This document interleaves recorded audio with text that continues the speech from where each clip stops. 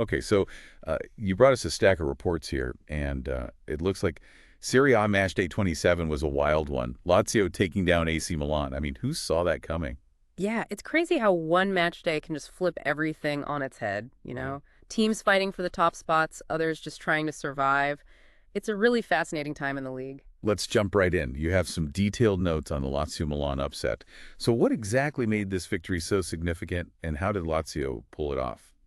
Well, on the surface, it looks like your classic underdog story, but what I found really interesting is how Lazio's manager changed tactics midway through. Like in the second half, they started pressing higher up the field and forced Milan into making some mistakes. Yeah. You even highlighted that in your notes, right? Yeah, I did. I was really interested in Milinkovic-Savic. I mean, that game-winning goal was incredible, but uh, his overall playmaking was just top-notch. Totally. His passing in the final third was just spot on. It wasn't just about scoring. He was controlling the pace of the game and setting up chances for his teammates.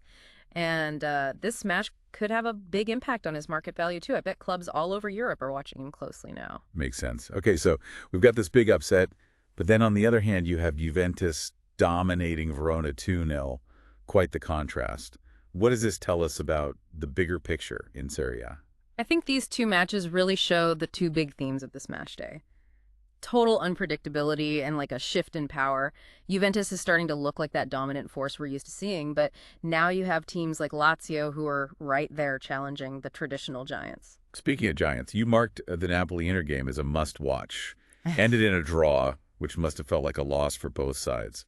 What are your thoughts? Draw in a match like that, yeah, practically is a loss, especially for Napoli. They're trying to stay on top of the league, and this just gives other teams a chance to catch up. Inter, well, they need all the points they can get if they want to stay in the title race. Definitely feels like a missed opportunity for both of them. But hey, maybe this makes the title race even more exciting, right? Absolutely. The title race is wide open this year, and that draw just makes it even more suspenseful. Going to be a nail-biting finish to the season. I'm already on the edge of my seat. All right, so we've got the upset, the dominant win, the clash of the Titans. What other matches from this week jumped out at you? Well, you seemed pretty curious about Atalanta's draw, didn't you? They had so much possession but just couldn't score. What do you think stopped them? Yeah, that one surprised me. I've got it down as like 65% possession, but they only got 1 point out of it. Yeah. Feels like a real missed opportunity, especially against a team like Venezia. It does, but that's football sometimes, isn't it? You can control the whole game and still not find the back of the net. Happens to the best of them. And speaking of controlling the game, Fiorentina managed a 1-0 win against Lecce. Sounds like a tense one. It was very tight defensive performances from both sides. It's a good reminder that in a close race like this, every single point matters. And then you have Udinese just squeezing past Parma, also 1-0. Must be a huge win for them, right in the middle of the table. Definitely crucial for them. They need every point they can get to stay in the running. Those 3 points against Parma could be the difference between a comfortable end to the season and a very stressful one. So we've seen these close wins, a shocking upset, a draw between the top two. What else happened this week? You mentioned a few other results that you wanted to talk about. Right, there are a few others. Bologna, for example, they managed a comeback win against Cagliari, which is a big deal for their position in the league. And then there's Torino, they shut out Monza on the road. They're looking for a top half finish, and that victory helps them a lot. And you have Roma continuing their good form, beating Como. They seem to be hitting their stride at the right time. For sure. Pellegrini's free kick goal in that match was just beautiful. They are definitely a team to watch in the coming weeks. Okay, those are the wins, but you also flagged a couple of draws that stood out, right? Yeah, the Genoa Empoli game was a real back and forth battle. Both teams really pushing hard, but they ended up sharing the points. I think it was a fair result in the end, but I'm sure both sides would have preferred a win. Draws can be frustrating, huh? So close, but not quite there. And then there's Atalanta drawing with Venezia, even though they had all the possession. What do you make of that? I'm sure Atalanta are pretty disappointed in themselves. They had all the momentum, but just couldn't get the breakthrough they needed. Sometimes that's just how the game goes. I guess even the best team have those days. Yeah. So after all of that, what's your take on Matchday 27? It feels like the whole landscape of Serie A has shifted. It's been a dramatic week, no doubt about it. I think this match day was a real turning point in the season. It's not just about who won and lost, it's about the changes in momentum. The title race is wide open, the fight for European qualification is heating up, even the relegation battle is getting more intense. Wow, what a week. Okay, I think we need to pause here for a minute and let it all sink in. We've covered a lot. We have, but we've only just scratched the surface. Okay, We're back, ready to dig a little deeper into these individual performances from Matchday 27. I mean, there were some pretty amazing ones, right? Yeah, definitely. Some players really rose to the occasion, you know? They really made an impact this week. You talked about Milinkovic-Savic playmaking earlier. His passes were so precise, and that winning goal for Lazio was, well, just amazing. It was a beautiful goal, for sure. But what I was really impressed by was his vision, how calm he stayed throughout the match. It wasn't just reacting, he was always a step ahead. That's the difference between good players and great players, isn't it? They can see what's going to happen before it does. And it wasn't just Milinkovic-Savic who had a good game for Lazio. Immobile was back at it again, scoring another important goal. Oh yeah, Ciro Immobile, Mr. Reliable. He's been scoring goals consistently for Lazio for years.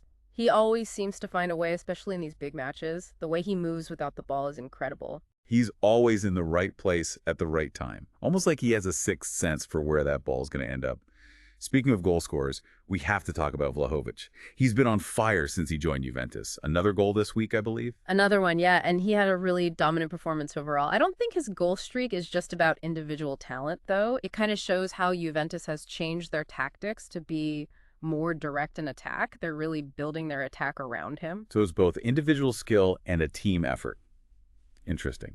So we've been focusing on the players who did well in the wins, but what about the teams that are struggling? What would you tell them? Well, for a team like AC Milan, I think it's about being consistent. They definitely have the players to be at the top, but they need to start getting some wins one after the other. And for teams like Cagliari and Monza, who are trying not to get relegated, they just need to stay positive and keep fighting for every point. Easier said than done, I imagine, especially when the pressure's on. What about Inter?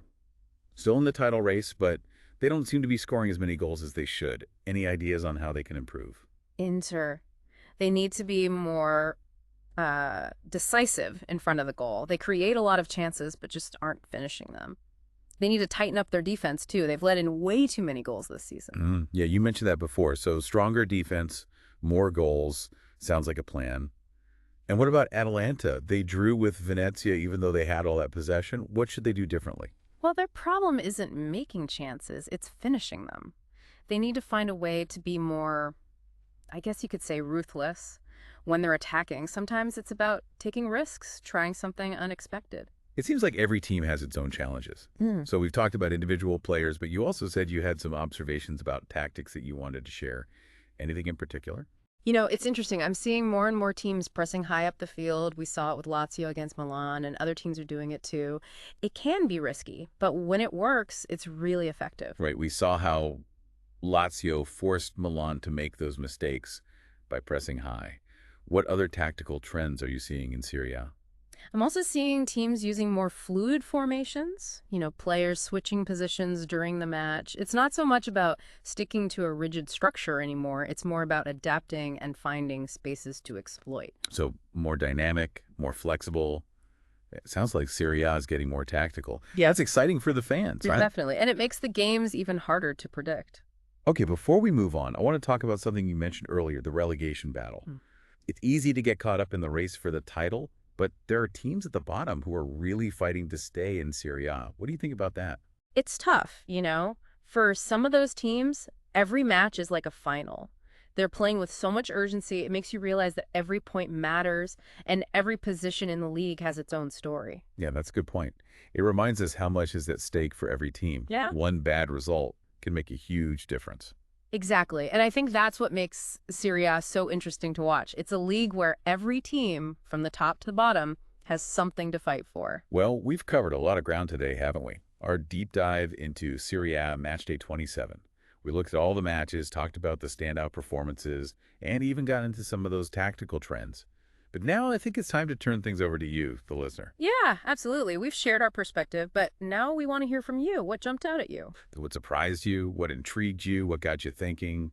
We want to know your thoughts on everything we've discussed. What were your big takeaways from this? I mean, it was a pretty crazy match day. Serie A, it's a league all about passion and, well, you never know what's going to happen next. This match day was a perfect example. Absolutely. Upsets, those amazing comebacks, moments of brilliance that just leave you speechless. We also saw teams fighting so hard for every single point, whether it's the battle for the title, trying to qualify for European competition, or just trying to avoid relegation.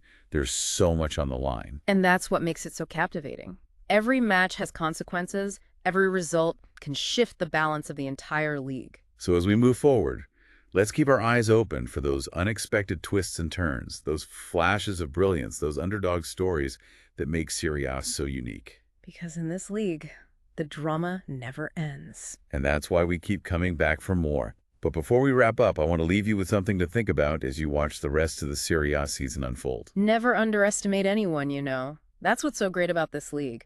Any team can beat any other team on any given day. We saw it with Lazio and AC Milan.